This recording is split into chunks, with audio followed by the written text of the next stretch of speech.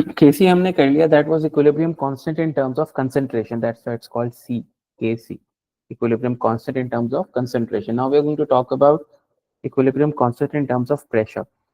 और देखो, जिस तरह से लिक्विड्स के अंदर कंसंट्रेशन होती है उस तरह से गैसेस के अंदर पार्शियल प्रेशर होता है. गैसेस की कंसंट्रेशन और pressure actually means the same thing. जितनी आप गैसेस का प्रेशर बढ़ा रहे हैं दैट मीन्स के मॉलिक्यूल्स की कंसंट्रेशन बढ़ रही है. तो हम गैसेस के जो रिएक्शंस होते हैं जिनमें सिर्फ गैसेस होती हैं उनको रिप्रेजेंट करते हैं, रिप्रेजेंट कर सकते हैं in terms of pressure. Now partial pressure क्या होता है? अच्छा, लेट्स एज्यूम के एक रूम के अंदर 10 मॉलिक्यूल्स हैं एयर के, ठीक है, और एयर में मैं एज्यूम कर रहा हूँ सिर्फ नाइट्रोजन और ऑक्सीजन. 10 मॉलिक्यूल्स हैं, मैं कहता हूँ 80% नाइट्रोजन है और ऑक्सीजन जो है वो 20% है. तो नाइट्रोजन के मॉलिक्यूल 8 होंगे और ऑक्सीजन के 10 होंगे उन 10 मॉलिक्यूल्स में से. ठीक है. जब ये मॉलिक्यूल्स वॉल्स ऑफ कंटेनर को हिट करेंगे तो they will give rise to pressure. ये जो ओवरऑल कोलिजन्स की वजह से जो फोर्स पर यूनिट एरिया आ रहा होगा वो आपका प्रेशर होगा, राइट. लेकिन जो इंडिविजुअल मॉलिक्यूल्स जो फोर्स लगा रहे हैं कंटेनर पे वो उनका पार्शियल प्रेशर होता है. ठीक है. तो बेसिकली मैं ये कह सकता हूँ नाइट्रोजन जो है, अगर ये इसका इस टाइम पे ओवरऑल प्रेशर जो है 1 atm है, तो नाइट्रोजन जो है वो 0.8 इसमें से एटीएम जो है वो कंट्रीब्यूट कर रही है और ऑक्सीजन जो है वो 0.2 एटीएम कंट्रीब्यूट कर रही है. ठीक है. तो ये इनके क्या होंगे? Partial pressures. पार्शियल प्रेशर होते हैं इंडिविजुअल गैसेस जो हैं वो कितना प्रेशर लगा रहे हैं, दैट्स कॉल्ड पार्शियल प्रेशर. ठीक है. So that will be the partial pressure of oxygen and nitrogen. अब पार्शियल प्रेशर हम कैलकुलेट कैसे करते हैं? पार्शियल प्रेशर कैलकुलेट का फॉर्मूला होता है आपका mole fraction of a gas multiply by total pressure. अब गैस का मोल फ्रैक्शन कैसे निकालते हैं? लेट्स से मेरे पास दो गैसेस हैं ए और बी. ए का प्रेशर 0.5 है, बी का प्रेशर 0.6 है. ठीक है. अगर मैंने ए का मोल फ्रैक्शन निकालना है, ए का मैंने मोल फ्रैक्शन निकालना है, रिप्रेजेंट करते हैं मोल फ्रैक्शन को एक्स से, कैपिटल एक्स से. ए का निकालना तो मैं कैसे निकालूंगा? पार्शियल प्रेशर ऑफ ए का अपना pressure which is 0.5 over total pressure which is 0.5 plus 0.6, 1.1. इसी तरह मैंने अगर बी का मोल फ्रैक्शन निकालना है तो मैं कैसे निकालूंगा? बी का pressure which is 0.6 over total pressure which is 1.1. सही है. तो मोल फ्रैक्शन हम ऐसे निकालते हैं. टोटल प्रेशर अक्सर आपको गिवन होता है, तो पार्शियल प्रेशर आपने निकालना होता है. ये जो पूरा अब एक्सप्रेशन है हम in terms of partial pressure represent कर सकते हैं. क्या होता था? फ्रैक्शन होता था ना, concentration of products over concentration of reactants raised to power their coefficients. ये केसी था. केपी क्या है? अब फ्रैक्शन ही है but now partial pressure of products over partial pressure of reactants raised to power their coefficients, और इसको ना थोड़े टेढ़े पी से रिप्रेजेंट करते हैं. तो केपी क्या होगा? Partial pressure of products P NH3, क्योंकि पीछे 2 है तो ऊपर स्क्वायर आ जाएगा, over partial pressure of nitrogen into partial pressure of hydrogen. इसका कोएफिशिएंट 3 है तो ये क्यूब आ जाएगा. पार्शियल प्रेशर का यूनिट पास्कल होगा. इसके यूनिट्स आपको निकालने पड़ेंगे. Obviously pascal square over pascal into pascal cube, तो ये कैंसिल हो गया तो आपका बचा 1 ओवर पास्कल स्क्वायर. तो ये आ जाएगा, यूनिट क्या आएगा इसका? पास्कल -2. ठीक है. This is actually called KP. This is equilibrium constant in terms of pressure, and this is used for reactions which contains only gases. अब calculations करते हैं कुछ इसी को लेके.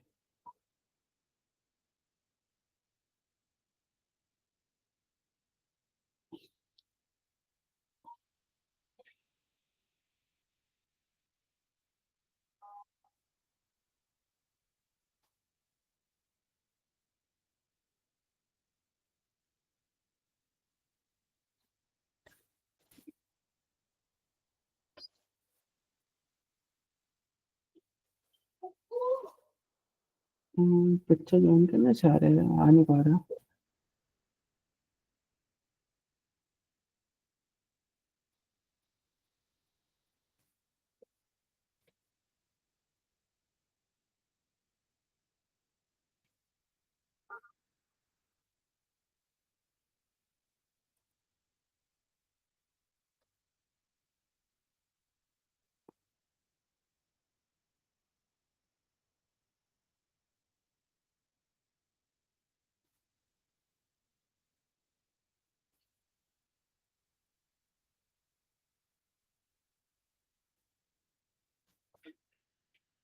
just 1 minute, मैं I just want to make sure कि वो ज्वाइन कर ले.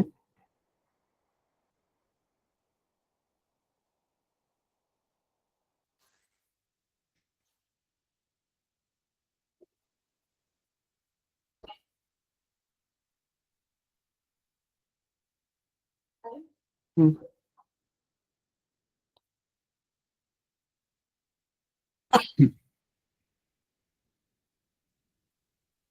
चलो भाई क्वेश्चंस करते हैं. हम्म,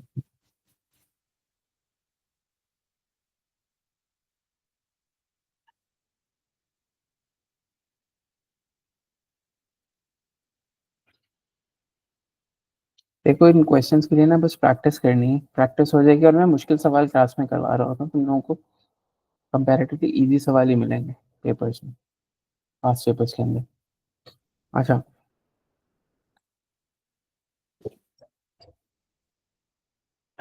केपी निकालना है ना हमें. तो केपी निकालने के लिए सबके पार्शियल प्रेशर्स चाहिए. मुझे क्या बताया हुआ है? नाइट्रोजन और हाइड्रोजन के इनिशियल मोल्स बताए हुए हैं. तो मैं उसी मेथड से चलूंगा जो मैंने पहले यूज कर रहा था, which was ice. Initial moles क्या है मेरे पास? इसके 1 है, हाइड्रोजन के 3 है, और अमोनिया का ऑब्वियसली इनिशियली 0 होंगे. और इक्विलिब्रियम पे कितने मोल हैं? 0.7 मोल्स हैं अमोनिया के. ठीक है. अच्छा, अब चेंज हम निकाल सकते हैं. अमोनिया के अगर 0.7 मोल्स हैं और इनिशियली 0 थे इनके, इसका मतलब है चेंज भी 0.7 का आया ना. शुरू में 0 थे, इक्विलिब्रियम पे अगर 0.7 पड़े हुए हैं, दैट मीन्स के कितने बने? 0.7 ही बने थे, चेंज इसमें 0.7 का है. तो अगर ये 0.7 है तो नाइट्रोजन कितनी होगी? इससे एग्जैक्टली हाफ, 0.35. क्योंकि 2:1 की रेशियो है, 2:1 की रेशियो. जितने मोल्स अमोनिया के हैं, नाइट्रोजन के उससे हाफ होने चाहिए. ठीक है. और हाइड्रोजन कितनी होगी? हाइड्रोजन हो जाएगी, इसकी रेशियो से निकाल लो, 1:3 है. नाइट्रोजन का 1 मोल है तो हाइड्रोजन के 3 है. नाइट्रोजन का 0.3 है तो हाइड्रोजन के 3 × 0.35 होंगे, विच इज 1.05. इक्विलिब्रियम पे कितने मोल बचेंगे? 1 - 0.35, this will be 0.65 and this will be 1.95. ये आ गए मोल एट इक्विलिब्रियम. मुझे क्या चाहिए? Partial pressure. पार्शियल प्रेशर निकालने के लिए मुझे क्या चाहिए? Mole fraction multiply by total pressure. Total pressure आपको दिया हुआ है, मोल फ्रैक्शन आपके पास नहीं है. अब आपको मोल फ्रैक्शन निकालने पड़ेंगे. मोल फ्रैक्शन कैसे निकलेगा? नाइट्रोजन का निकालना है तो नाइट्रोजन के moles multiply divided by total moles. 0.65 plus 1.95 plus 0.7, this will be 3.3. और ये होगा 1.95 ओवर 3.3, और ये होगा 0.7 ओवर 3.3. ठीक है, ये आपकी वैल्यूज आ जाएंगी. कैलकुलेटर निकाल लूँ मैं जरा.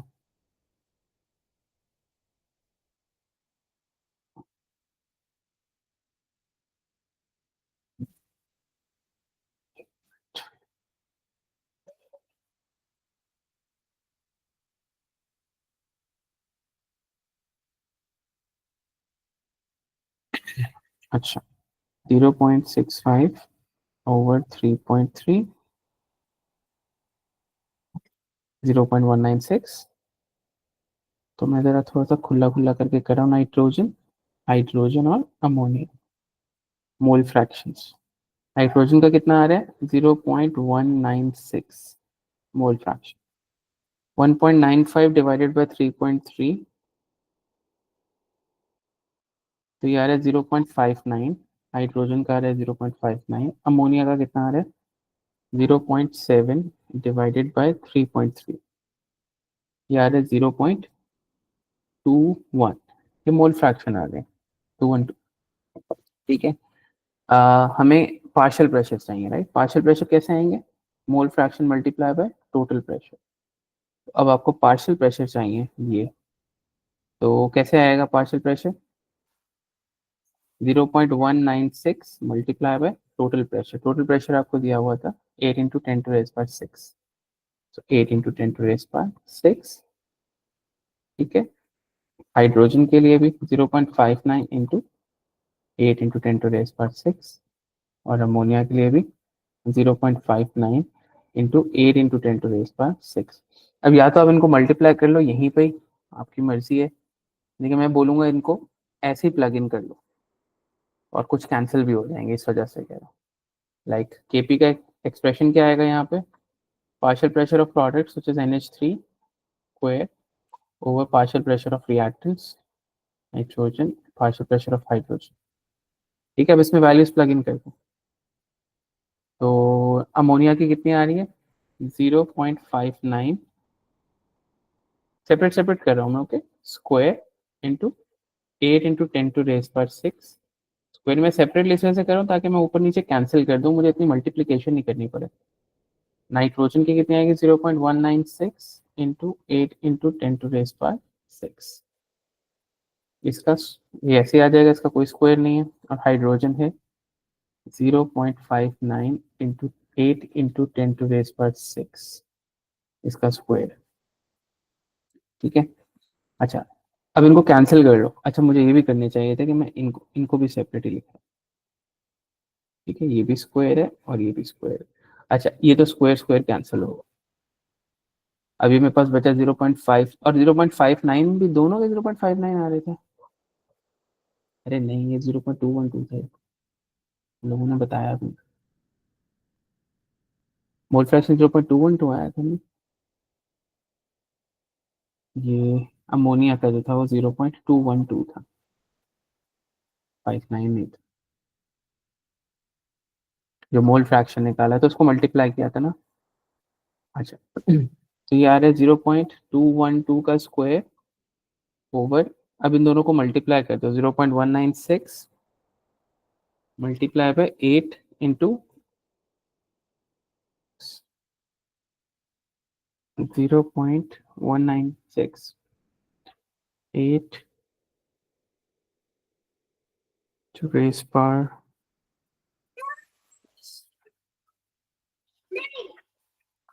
तो ये आ जाएगा आपका 156,840 और यहाँ पे 0.59 का स्क्वायर। अब इनको सिंप्लीफाई करना है, मैं सिर्फ डायरेक्टली प्लग इन कर रहा हूँ कैलकुलेटर के अंदर। 0.212 square over 1568, 1 2 3 4 multiply by 0.59 square है, क्यूब है।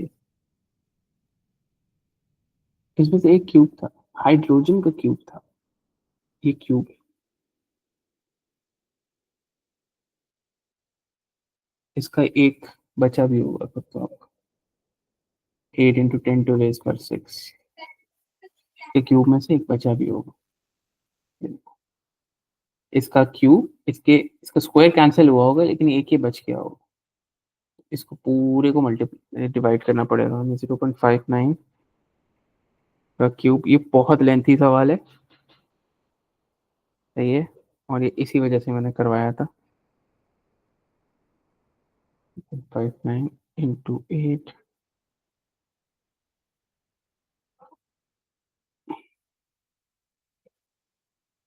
पावर 6।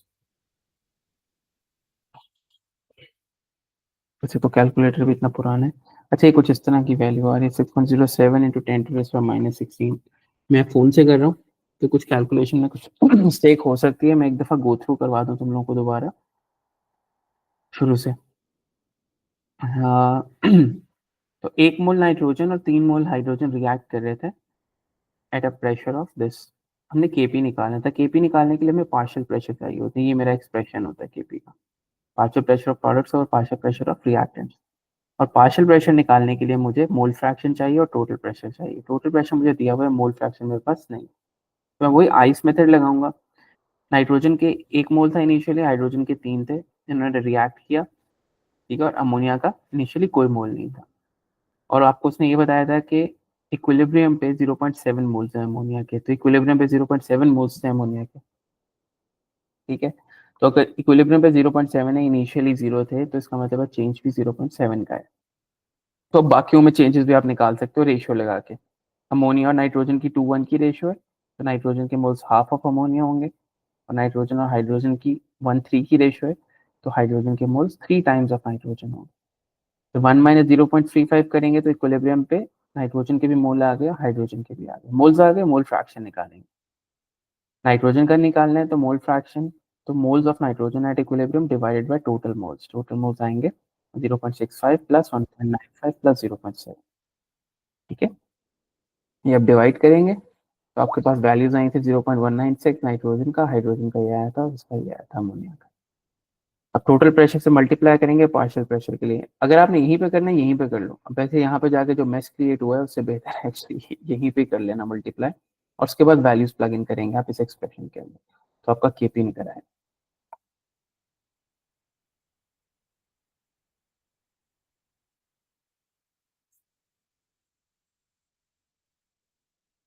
ठीक है, अच्छा हादिया अभी केपी चल रहा है तो, अच्छा इसको निकालते हैं। हादिया अभी केपी चल रहा है, सो अभी ये तुमसे रिलेटेड नहीं है, अभी इसके बाद में पाँच से पे स्टार्ट कर रहे हैं।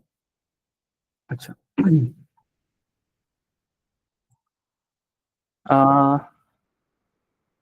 PCL, sorry, PCl at 700 Kelvin and 1.1 atm pressure dissociate 33%। KP find करना है मुझे, मतलब जो कुछ भी नहीं दिए, आपके पास कुछ भी नहीं। सही है, आपको ये पता है कि चेंज जो है ना वो 33% का है, बस इसके अलावा आपके पास कुछ भी नहीं। ठीक है, अह, अब इनिशियल मोल्स में नहीं पता, इनिशियल मोल्स एक्स होंगे इसके, और इनके तो जीरो ही होते हैं प्रोडक्ट्स के। तो मुझे ये कह रहा है कि वो जो PCl5 है वो कितना डिसोसिएट हो रहा है, 33%। यानी कि जो उसके इनिशियल मोल से जो आपको ने उसके ऐड किए थे उसका 33% रिएक्ट कर रहा है, तो चेंज कितना आएगा 0.33x, यानी कि 33% of x would be 0.33x। और अगर ये 0.33x है तो ये दोनों भी 0.33x ही होंगे, क्योंकि 1:1 की रेशियो। तो इक्विलिब्रियम पे कितने बचेंगे, x minus 0.33x will be 0.67x, this will be 0.33x, this will be 0.33x। Okay, अच्छा मुझे ऑब्वियसली केपी निकालना है ना, तो मुझे चाहिए पार्शियल प्रेशर, उसके लिए मुझे मोल फ्रैक्शन चाहिए। मोल फ्रैक्शन निकाल लेते हैं। अ, इसका मोल फ्रैक्शन क्या होगा, 0.67x equilibrium moles over total moles, so this plus this total कितने आ रहे हैं, ये आ रहे हैं 1.33x, ये आ रहा है 0.33x over 1.33x, this will also be 0.33x over 1.33x। Equilibrium पे मोल्स हो गए, टोटल प्रेशर आपको दिया हुआ है, तो कंसंट्रेशन भी आ जाएगी आपके पास। सिर्फ एक्सप्रेशन ही आ रहे हैं और तो कुछ नहीं आ रहा है अभी फिलहाल।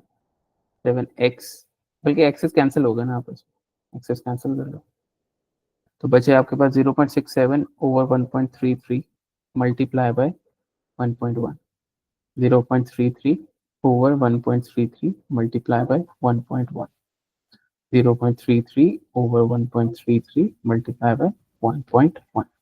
इनको सॉल्व करें, आपके पास सबकी कंसंट्रेशन क्या है ना, sorry partial pressure. Partial pressure का फॉर्मूला क्या होता है, पार्शियल प्रेशर का फॉर्मूला होता है mole fraction multiply by total pressure. Mole fraction मैंने ये निकाल लिए, टोटल प्रेशर मुझे ये दिया हुआ था, सिंपली मल्टीप्लाई कर दिए, मेरे पास सब पार्शियल प्रेशर की कोई वो आ जाएगी। ये आएगा 0.55 atm, ये आएगा 0.273 atm, और ये भी 0.273 atm। अब सिंपली आप केपी का एक्सप्रेशन लिखें, प्रोडक्ट्स ओवर रिएक्टेंट्स, तो दिस इनटू दिस, इसकी इसका पार्शियल प्रेशर मल्टीप्लाई बाय इसका पार्शियल प्रेशर, यानी कि 0.273 मल्टीप्लाई बाय 0.273 ओवर PCl5 का पार्शियल प्रेशर विच इज 0.5 है, कोई कोएफिशिएंट है नहीं तो कुछ करने की जरूरत नहीं, दिस विल बी 0.135 atm। ठीक है, अच्छा कोई आया था मेरे ख्याल में, if I'm not wrong, someone trying to come attend the class। अच्छा चलो, हाँ बच्चों यहाँ तक क्लियर है।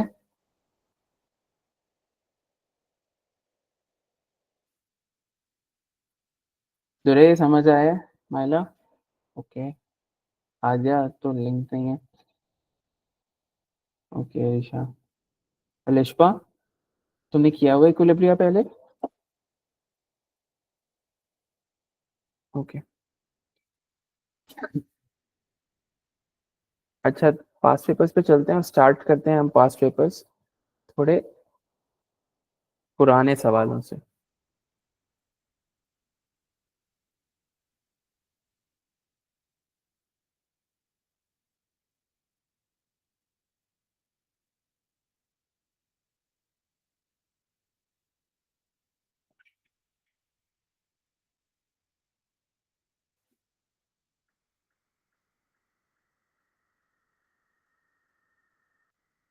अच्छा, हाँ, ये it's related to you basically, और ये बाकियों को भी आएंगे क्वेश्चन इस तरह के।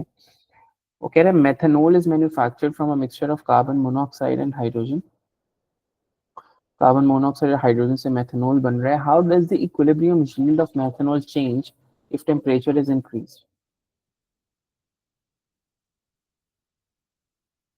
ठीक है, when temperature is increase at constant pressure and when pressure is increase at constant temperature. तो टेम्परेचर इंक्रीज करने से क्या होगा और प्रेशर इंक्रीज करने से क्या होगा यील्ड को। तो टेम्परेचर का तो सिंपल है, एक्सोथर्मिक है एंड डेल्टा एच नेगेटिव है, तो हीट प्रोडक्ट साइड पे होगी। तो जब आप टेम्परेचर बढ़ाओगे यहाँ पे हीट बढ़ेगी, इक्विलिब्रियम लेफ्ट में मूव करेगा। तो जब लेफ्ट में मूव करेगा तो यील्ड मेथनॉल की कम हो जाएगी। जब टेम्परेचर इंक्रीज करोगे तो यील्ड एथेनॉल की कम हो जाएगी। और आप व्हाट अबाउट प्रेशर, पहले मैं ये देखता हूँ यील्ड एथेनॉल की कम हो जाएगी तो आंसर ए भी हो सकता है और बी भी हो सकता है। यहाँ पे पहले एक्सप्लेन कर देता हूँ कि कम क्यों हो जाएगी। सो increasing temperature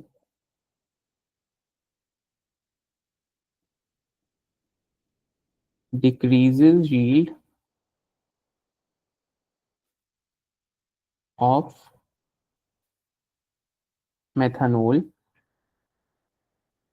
as equilibrium moves to the left, moves to the left।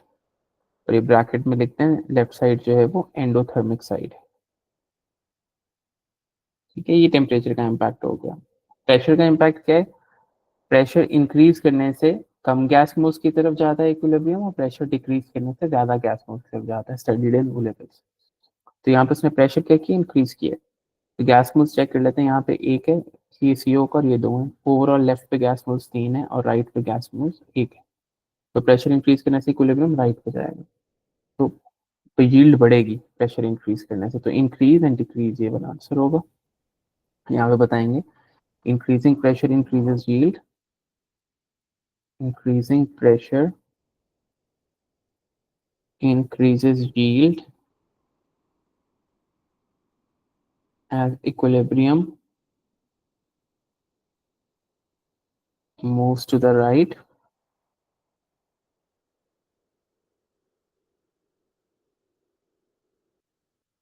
Side यहाँ पे क्यों मूव कर रहा है, लेसर गैस मोल्स है यहाँ पे ब्रैकेट में। ठीक है, अच्छा, explain the effect of increasing temperature on position of equilibrium at constant or at constant volume। तो टेम्परेचर अगेन इंक्रीज कर रहा है, एंडोथर्मिक है, हीट रिएक्टेंट साइड पे एंडोथर्मिक है। तो प्रेशर बढ़ाओगे हीट यहाँ बढ़ेगी, इक्विलिब्रियम राइट पर जाएगा। तो अब यहाँ बताएंगे कि equilibrium moves to the right, equilibrium will move to the right as it is favoring the endothermic side।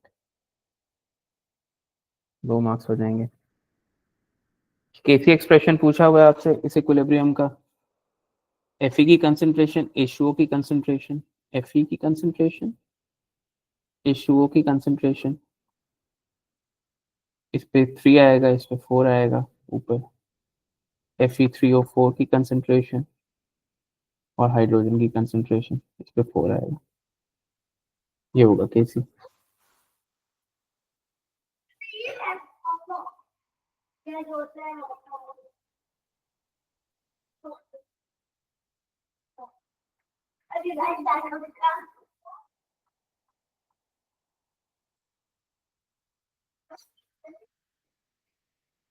अच्छा, एक ये क्वेश्चन टाइप ऑफ क्वेश्चन है ये,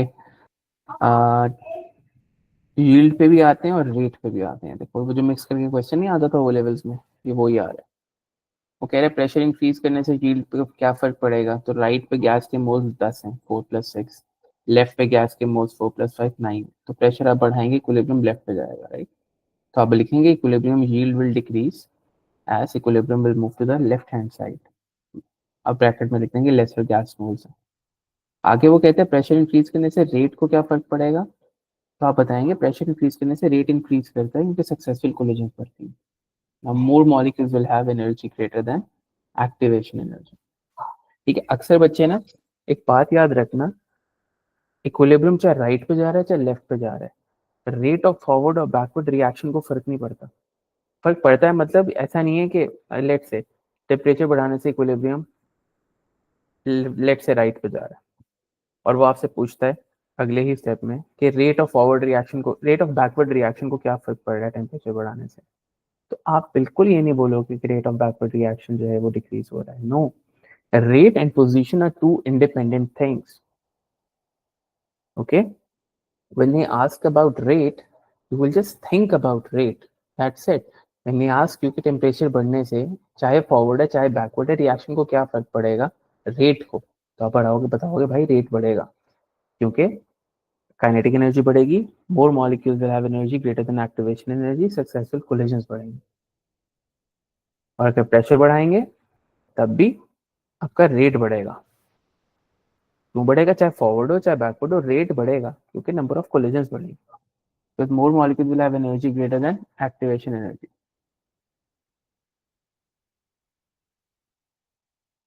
आदिया, इज इट क्लियर?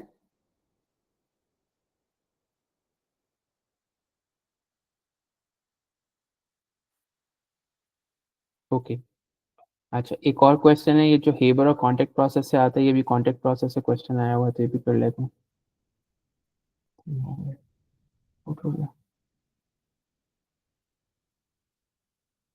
ठीक है,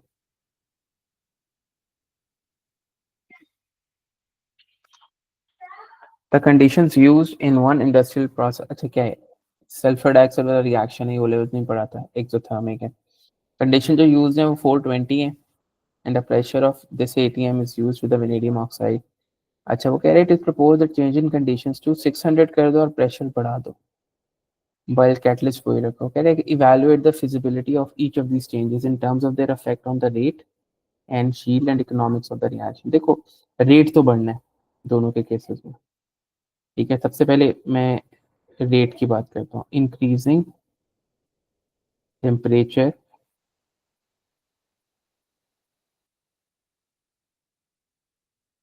will, temperature and pressure both will increase will increase the rate of reaction as more molecules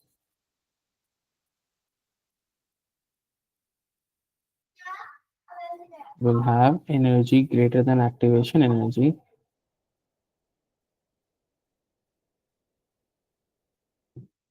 leading to more collisions, leading to more successful collisions।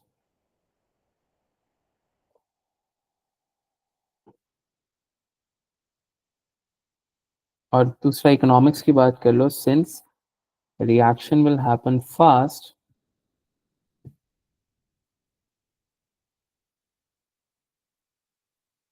so it will save money। हो गई।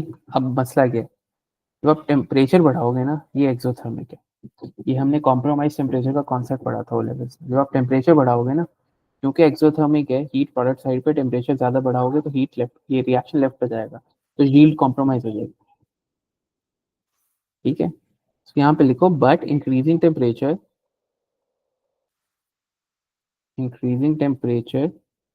Will reduce the yield, इसलिए वो हम compromise temperature का concept use करते थे कि आप ना टेम्परेचर इतना हाई रखो कि यील्ड बहुत कम हो जाए और ना इतना लो रखो कि रेट बहुत ज्यादा स्लो हो जाए, तो दरमियाना टेम्परेचर होता था 400 से 450 के दरमियान। Anyway, increasing temperature will reduce the yield as equilibrium moves to the left. As equilibrium moves to the left.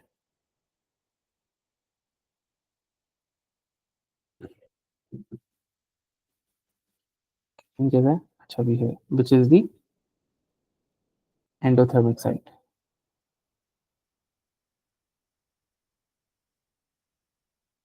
ठीक है, और प्रेशर से क्या होगा? टेम्परेचर का तो बता दिया हमने, प्रेशर का क्या होगा हमारा?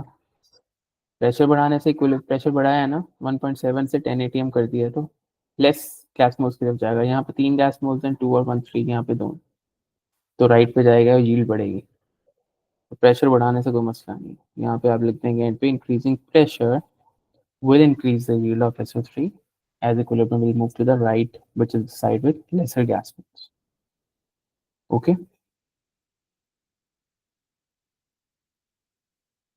देखो इसी तरह के सवाल आते हैं। Give one reason why temperature below 50 degree Celsius and another reason apart from cost why temperature above 80 degree Celsius would not be used for this process. अच्छा है क्या ये? एक्सोथर्मिक है, हीट प्रोडक्ट साइड पे। अगर बिलो 50 जा रहे हो, वैसे तो हीट है यहाँ पे आपका, अगर टेम्परेचर कम करोगे तो इक्विलिब्रियम राइट पे जाएगा, तो आपका प्रोडक्ट तो ज़्यादा बनेगा। ठीक है, लेकिन आप जब टेम्परेचर बहुत ज़्यादा लो कर दोगे तो रेट स्लो हो जाएगा। तो आप लिखोगे temperature below 50 will reduce the rate too much, और 80 से ऊपर जाओगे तो इक्विलिब्रियम, यानी कि 80 से ऊपर जाओगे टेम्परेचर बढ़ाओगे तो हीट बढ़ेगी, इक्विलिब्रियम लेफ्ट पे जाएगा, प्रोडक्ट कम बनेगा, तो अबव 80 यील्ड कम हो जाएगी। That's what you will write. So Hadia आपके लिए तो इतना ही है बस इक्विलिब्रिया। इट्स ऑल अबाउट कि ली शैटलर प्रिंसिपल जो आपने पढ़ा था ना ओ लेवल्स में भी, कि प्रेशर बढ़ाने से टेम्परेचर बढ़ाने से इक्विलिब्रियम राइट पे जाएगा, लेफ्ट पे जाएगा। और ये जो यील्ड का कॉन्सेप्ट है कि आपको टेम्परेचर बहुत ज़्यादा बढ़ा देते हो एक्सोथर्मिक रिएक्शन का, तो रेट तो बढ़ जाता है लेकिन यील्ड कॉम्प्रोमाइज हो जाती है। ठीक है, तो हम एक कॉम्प्रोमाइज टेम्परेचर लेके चलते हैं हेबर प्रोसेस में भी और कॉन्टैक्ट प्रोसेस में। Aadiya, is it clear? ठीक है, if you want to you can leave the class now. We are going to do some extra questions, दूसरे हायर ऑर्डर क्वेश्चंस हैं। ओके,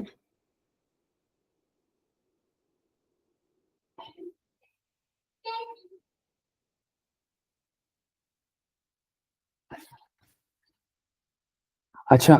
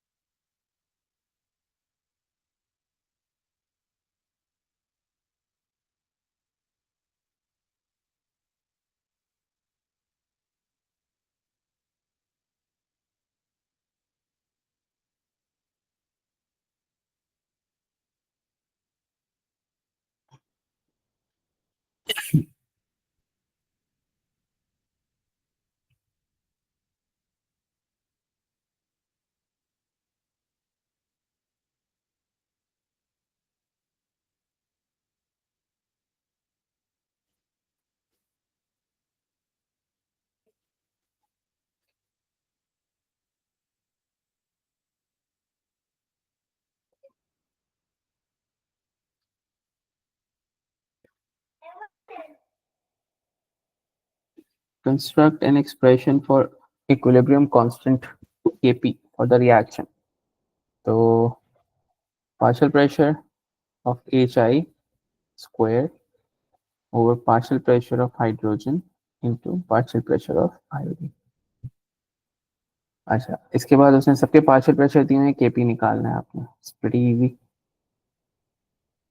तो प्लग इन करनी है वैल्यू। Hi का दिया हुआ 4800, इसके ऊपर स्क्वायर आएगा क्योंकि Hi का स्क्वायर है इसके पार्शियल प्रेशर पे, और ये है 895 multiply by 4800, sorry over H2 है ना, H2 भी 895, अच्छा दोनों ही 895, 895 इंटू 895, ये आएगा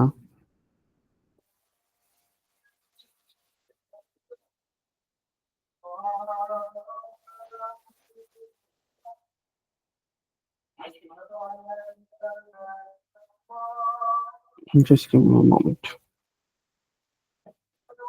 28.76 यूनिट्स मांगे हैं, नहीं मांगे।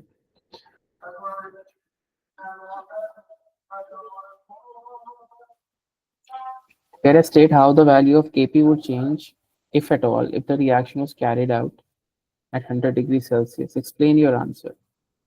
200 की जगह 100 पे हो रहा है तो प्रेशर कम कर दिया, तो अगर आपने प्रेशर कम कर दिया है तो इक्विलिब्रियम उस तरफ जाता है जहाँ पे मोर गैस मोल्स होते हैं। ठीक है, इधर गैस मोल्स का क्या सीन है, राइट पे दो हैं लेफ्ट पे भी दो हैं, तो कहीं पे भी नहीं आएगा इक्विलिब्रियम प्रेशर के चेंज करने से, क्योंकि अगर राइट पे जा रहा होता तो केपी की वैल्यू बढ़ जाती क्योंकि प्रोडक्ट ज्यादा बन रहा होता, अगर लेफ्ट पे जा रहा होता तो केपी की वैल्यू कम हो जाती, तभी कहीं पे भी नहीं जाएगा क्योंकि दोनों तरफ इक्वल गैस मोल है, तो आप बताएंगे KP would not change, KP would not change as there are equal gas moles on both sides, as there are equal gas moles on both sides and equilibrium will not move. You can stay in place or stay in position, stays in place, you know, or does not move. मैंने यहाँ से शुरू करना चाहिए था, पूरा आ जाता। अच्छा हाँ, इसमें से तो कुछ भी नहीं है। अच्छा एक्सप्रेशन लिखना है केसी का, तो प्रोडक्ट की कंसंट्रेशन ब्रैकेट आ जाएगी यहाँ पे ओवर रिएक्टेंट्स की कंसंट्रेशन और ऑक्सीजन, मोल्स निकालने हैं आपने इक्विलिब्रियम मिक्सचर पे, तो आप वही पहले इक्वेशन लिख दो, 2SO2 plus O2 2SO3, 2SO2 2SO2 plus O2 forms 2SO3, वही आइस लगा दो, इनिशियल मोल्स कुछ बताए होंगे उसमें आपको ऊपर, 2 मोल्स SO2 और 2 मोल्स ऑफ O2 मिक्स किए हैं और SO3 के इक्विलिब्रियम पे 1.98 मोल्स, तो इनिशियल मोल इसके भी 2 हैं और इसके भी 2 हैं, यानी कि SO3 के तो 0 होंगे इनिशियल, इसके भी 2 हैं इसके भी 2 हैं, SO3 के 0 होंगे, और इक्विलिब्रियम पे उसने बताया है कि SO3 कितना पड़ा हुआ है इक्विलिब्रियम पे 1.98, 1.98 वो इक्विलिब्रियम पे पड़ा हुआ है, तो यानी कि उसमें चेंज भी 1.98 का है, राइट।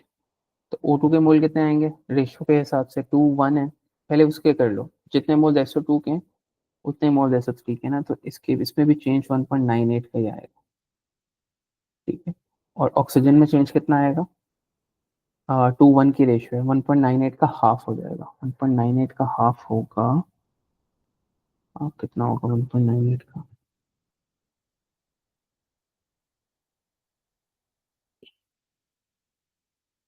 1.98 का हाफ में कैलकुलेटर नहीं किसी के पास है, 1.98 का हाफ कितना होगा यार, जल्दी से बताना। 0.99, 0.99 ही होगा आई थिंक, है किसके पास कैलकुलेटर, 1.98 का हाफ 0.99 ही होगा ना,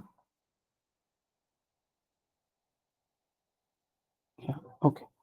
तो इक्विलिब्रियम पे मोल्स कितने बचे, 2 माइनस 1.98, ये बचा 0.02, और ऑक्सीजन के कितने मोल्स बचे 1.01, तो आपने SO2 को भी बताने थे और ऑक्सीजन भी बताने थे, SO2 के मोल्स बचे 0.02 और ऑक्सीजन के मोल्स बचे 1.01, तो आपने केसी की वैल्यू निकालनी है, तो एक्सप्रेशन के अंदर प्लग इन करते हैं,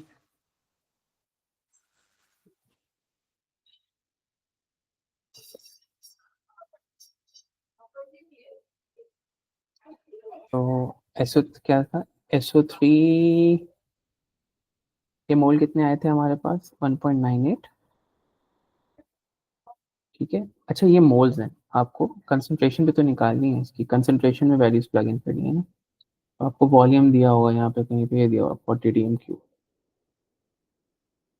तो यहीं पे कैलकुलेट करना है, यहीं पे कर लो, वहीं मैं ऊपर ही डाल रहा हूँ 1.98/40,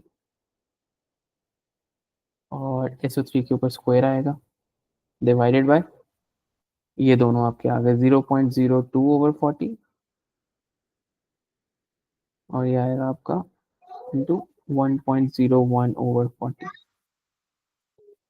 ठीक है, इसका स्क्वायर आएगा। अब ये 40 तो कैंसिल हो जाएंगे आपके, डायरेक्टली वैल्यू प्लग इन कर लो यार, सीधा कैलकुलेटर में डाल लिया करो पूरी वैल्यू को, ज़्यादा सिंप्लीफाई करने की जरूरत नहीं है, टाइम नहीं होता, ये वाला जो बटन होता है कैलकुलेटर का इसको यूज करो, ठीक है, इसी ऊपर लेके जाके वैल्यू प्लग इन करोगे, इसी बटन को दबाओगे और फिर नीचे जाके भी दबाओगे तो ये बन जाता है। तब जितने मर्जी फ्रैक्शन बना लो, कोई मसला नहीं होता। तो केसी की वैल्यू बहरहाल सॉल्व करके आएगी 3.88। और इसके यूनिट्स क्या आएंगे? concentration square over concentration square into concentration. So 1 over mole per dm cube, which will be per mole dm cube. ठीक है,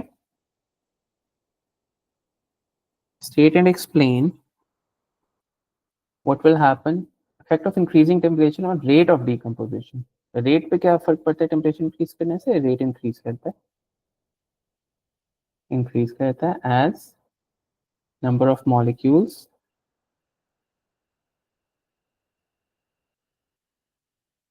with energy greater than activation energy increase। ये 2 मार्क्स आ जाएंगे आपके। 3 मार्क का होता है, ये भी लिख देते, leading to successful collisions, more successful collisions.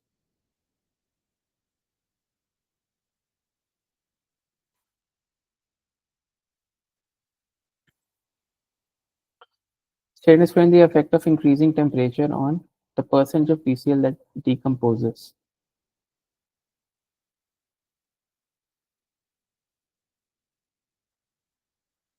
हम्म, और ये देखो कितनी परसेंटेज पूछ रहा है वो, यानी कि कितनी ज्यादा डिकम्पोज होगी, तब यहाँ पे इक्विलिब्रियम की गेम है। एंडोथर्मिक है, टेम्परेचर बढ़ाओगे यहाँ पे बढ़ेगा तो राइट पे जाएगा ज्यादा इक्विलिब्रियम, तो ज्यादा परसेंटेज एक्चुअली PCl5 की बढ़ेगी as it favours the endothermic side. तो ये लिखेंगे यहाँ पे।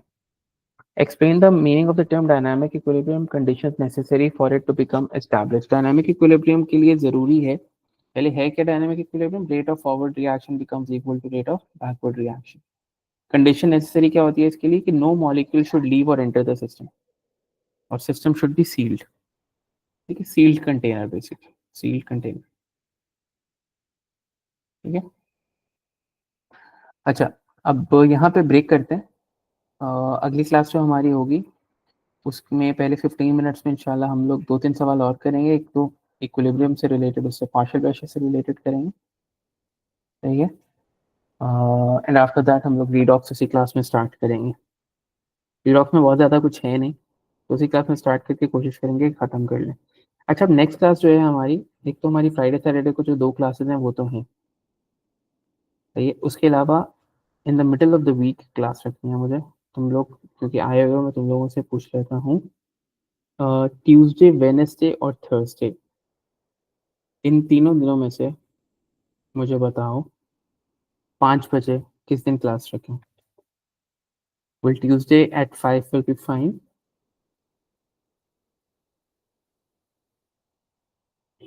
What about you, Myla? Tuesday 5 o'clock, will that be fine? Dure? Wednesday, okay. How about you, Dure?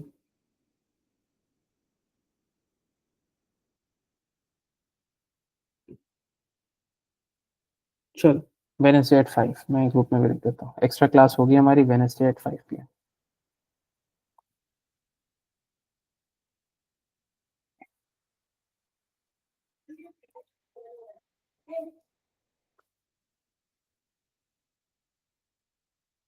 ठीक है, चलो तो इंशाल्लाह होती है मुलाकात वेनेसडे। अल्लाह हाफिज।